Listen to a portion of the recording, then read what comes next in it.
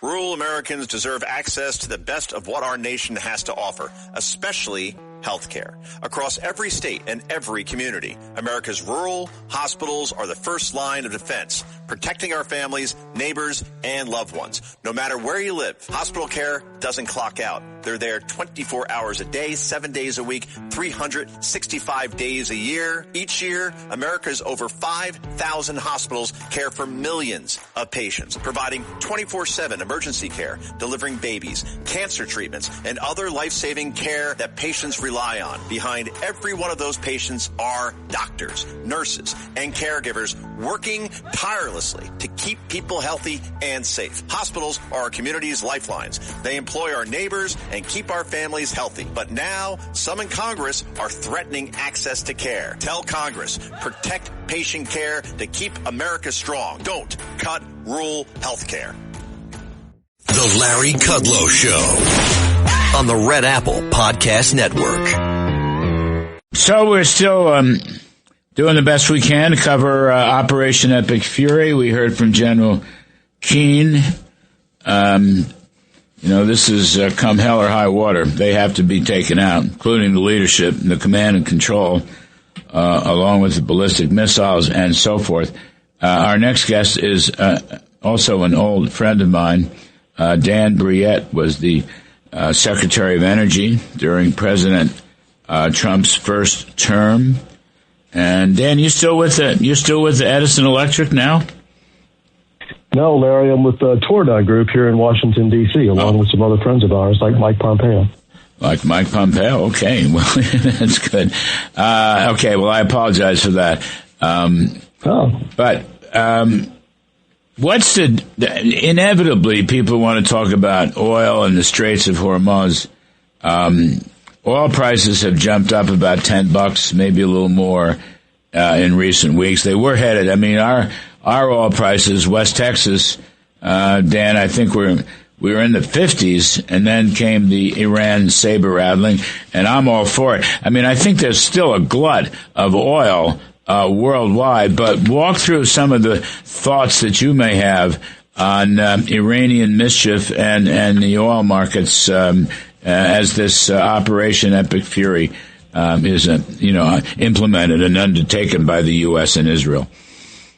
Right. No, Larry, you're exactly right. And look, I'll give credit to you, Larry, as the head of the NEC in Trump 1. It was the leadership that you showed at the time and the importance that you placed upon energy production here in the United States that gave us the strength and quite candidly gives the president today the ability to carry out missions like the one we're seeing this morning. You're very and not have the world oil market turn upside down, if you will. I mean, it wasn't that long ago, Larry, 30, 40 years ago, had this event occurred, we would be seeing $100 a barrel. Right. Today we're seeing, 70, 75. It's a testament to the amount of production that's in around the world. But look, I think as we think about what's happening in the Strait, about 3% of the world's oil production is in Iran today. They have roughly 10% of the world's reserves. We have roughly 1/5 of the oil that is produced in that region coming through the Strait of Hormuz. And what we're seeing, in my opinion, today with the price spike is really the risk premium of getting that oil through, obviously, but it has more to do with paper than it does supply. This is the contractual arrangements between producers and supplier and distributors and, customers. And they're worried about whether or not that oil that they've contracted for is going to reach them. So you're seeing that immediate price spike. But over the long run, if you think about this, again, only 3% of the oil that's produced in Iran today is actually making it to the market, 3 million barrels a day or so. Saudi Arabia can easily cover that with their excess capacity. The United States can easily cover that with our capacity.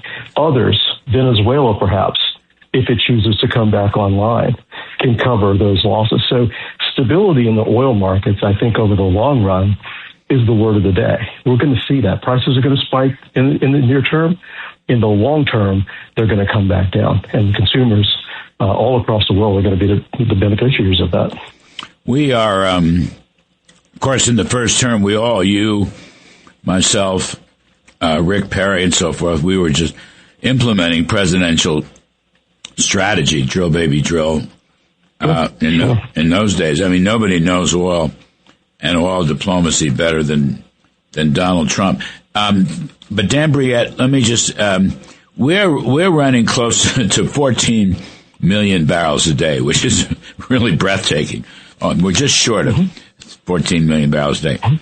So your points about the market's well supplied and the Saudis, where is Iran? Iran was producing over 3 million barrels a day. Was that the case still? That's about right. Yeah, that's right. And they're selling mostly to China. I don't know, right. And selling to Russia. I don't know how much Russia's buying. What are the discounts? What were the discounts to China? Were they substantial? They're huge. They're huge because there's nobody else to sell it to. So the Chinese took advantage of that, and got some pretty good pricing, frankly, from the Iranians. That's their only real market, to be honest, Larry. They have nowhere else to sell this oil, and that's why I suggest that in terms of world supply, world pricing, what we're seeing is just that immediate price spike that's associated really with contractual arrangements over a longer period of time. We're going to see those prices settle down, and I dare say they'll be back down in the mid-60s or even low 60s not very long from now, because people will understand that, look, this oil was being produced in Iran, and it's going to China. It wasn't coming to the United States. It wasn't coming to Europe. It's going to China, and we can replace that very, very easily. Your sources tell you anything? We're supposedly have maximum sanctions on everything related to Iran, including China, but I can never figure out whether those sanctions were in fact enforced. Do you have any sources on that the Chinese stopped buying? Or, supposedly, it was sanctions. If you did business with Iran, you can't do any business with the United States. Sort of a double tariff. Yeah. I don't know was that ever enforced? Yeah, certainly not during the Biden administration. Not that I saw, Larry. I saw the Chinese continue to buy Iranian oil, and I don't want to say that they did it openly and fairly, but they did it fairly freely. And I think, as we saw, during the Biden administration, there were much more concerns with things like climate change and compliance with the Paris Accords than they were compliance with U.S. sanctions on Iranian oil. And as a result, Iran was able to sell a lot of their oil into the Chinese market. And as we all know now, a lot of that money was used to fund terrorism and nuclear weapons development locally. So I think the short answer is no, they weren't enforced as aggressively as I think we did in the first Trump term, and they weren't enforced as aggressively as perhaps they should have been. What, I don't know, that's still their biggest cash crop, isn't it? I don't know. Iran potentially has a pretty good economy, but I don't think they have a good economy because of all the war footing and, the mullahs and the military. It's a socialist, statist kind of economy. I don't think there's much going on there besides oil, is there? No, not right now, Larry. The bulk of their economy is dependent upon the production of oil and getting it into the marketplace. But look, let's be clear. This is an incredible society. The Iranian people are just remarkable people. The engineering talent there, the math talent there, the things that could be done in Iran and were done, frankly, many, many years ago. The possibilities are endless. And I think if the people choose to use this moment to return to those days, their economy could explode. As we think about what's going on here in the United States with AI, with data centers, with the development of these new technologies, the Iranian people could be part and parcel to all of that economic development. And I think going to be an exciting day if the Iranian people choose to displace this regime and replace it with a democratic government. If that happens, watch for this economy to explode. President Trump wants them to surrender and get on with it, right? We don't know yet. Jack Keane, who does know things, but they're going after the leaders in this bombing. We don't know yet, and we may not know who has been hit and who hasn't been hit for a while, but there have to be different factions. They have to be different factions, and somebody should just surrender. I don't know. Take out the bad. I mean, they're all bad guys, but I guess some are worse than others. I mean, you've got military, you need a military coup or something to end this bloody thing. Rather, because, look, the mullahs, I call them the mullahs together. They're killing the guard, the mullahs. They're killing citizens left and right, Dan Brouillette. I mean, Robert, O'Brien very well. O'Brien's been reporting on this show, and he's coming on again in a couple minutes. The last I heard a week ago was 35,000. It's probably substantially higher than that. This is killing, murder. This is murdering Iranian citizens, right, who don't have the weapons that the military has. Somebody's got to stop it. I mean, you can't keep going on like this. No, you're exactly right. You're exactly right, Larry. I mean, something, I don't know. This is what Trump wants. He doesn't really want to fight a war. He wants the regime to end and for to realize the potential, Dan Brouillette, that you're describing. That's what Trump wants. Realize the potential. This had to be the toughest decision, one of the toughest decisions he's made as president. Right. You well know, Larry, this is not what he wanted to do. That's right. These are not the types of things he wants to do. He wants peace. He said that repeatedly. He wants peace. And this is part of the effort to get peace, but sometimes these are unfortunate events that have to occur to force that change.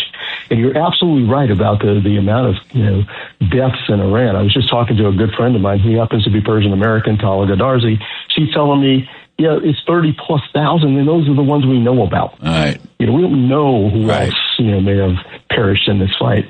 But it's important for, it's important for us to continue this mission. To your point, this mission, it's important for someone over there to stand up. And they already have, but I'm waiting for, today and tomorrow and the next couple of days, somebody, be it a military general, be it some sort of business leader, or just be it the college people that we've seen in the streets, somebody's going to stand up. And I think I am optimistic that this regime is going to fall.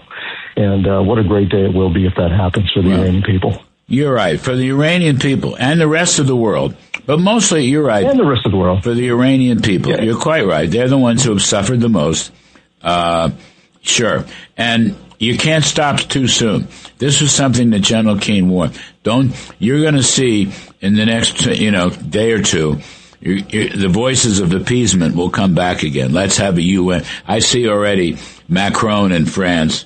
Exactly what we expect of Macron. He wants a UN meeting. Like, does anyone Larry, possibly care? You know it's coming, Larry, because you've seen this movie before. Of course. You know it's coming. We dealt with this when we were dealing with JCPOA back in the first term. It's true. People saying, "Oh my God, you can't do that because of this and because of that, because of this and because of that." Macron always wanted peace talks. That's just terrible. I mean, look, Bolton was right on this one. He was right. You know what I mean? I hate to see him.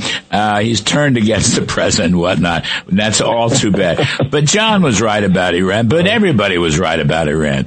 I mean, only Macron wants. While we were talking, or Macron wanted to talk, they were out there, trying to figure out how to move forward on their nuclear weapons program. Of course. While we're sitting around some table, debating ourselves. And that's just insane. Now, John had it right, and you had it right. Others had it right. You had it right. I'm so happy to see what's happening today. I think I'm not happy in the sense of I never want to see war. My son's in the Navy, may actually be out there pretty soon. So I'm not looking for that to happen. But you know what? It's time for this regime to go because they are. They do unsettle the entire region. Yep. And it's time for us, as we did with the Abraham Accords and other matters, it's time for us to get back to a peaceful society, a democratic society, and, stability in that entire region. 100% right. Dan Brouillette, great friend, former Energy Secretary in Mr. Trump's first term. Thank you, Dan. Appreciate it very, very much. Hey, Larry. Folks, we'll take a quick break, and then former Deputy Treasury Secretary Mike Faulkner is going to come on and give us his insights on this whole story. I'm Kudlow. We'll be right back. Thanks for listening to The Larry Kudlow Show. You can hear The Larry Kudlow Show Saturday mornings at 10. If you like the podcast, share it with your friends and listen anytime at WABCRadio.com and download the WABC Radio app. Hit that subscribe button on all major podcast platforms. Plus, follow WABC on social on Instagram, TikTok, Facebook, and X. See you next time for a new episode so you never have to wonder. What the heck is going on here? Rural Americans deserve access to the best of what our country has to offer, especially health care.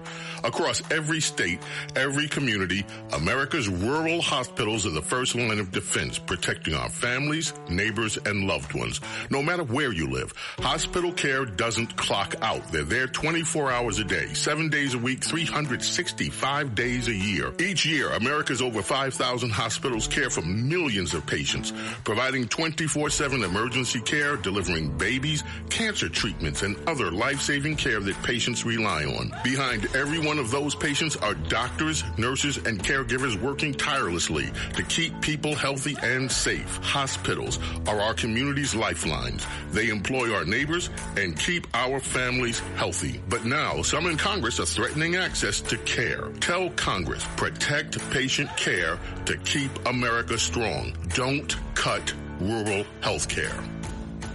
It's tax season, and at LifeLock, we know you're tired of numbers. But here's a big one you need to hear. Billions. That's the amount of money in refunds the IRS has flagged for possible identity fraud. Now here's another big number. 100 million. That's how many data points LifeLock monitors every second. If your identity is stolen, we'll fix it guaranteed.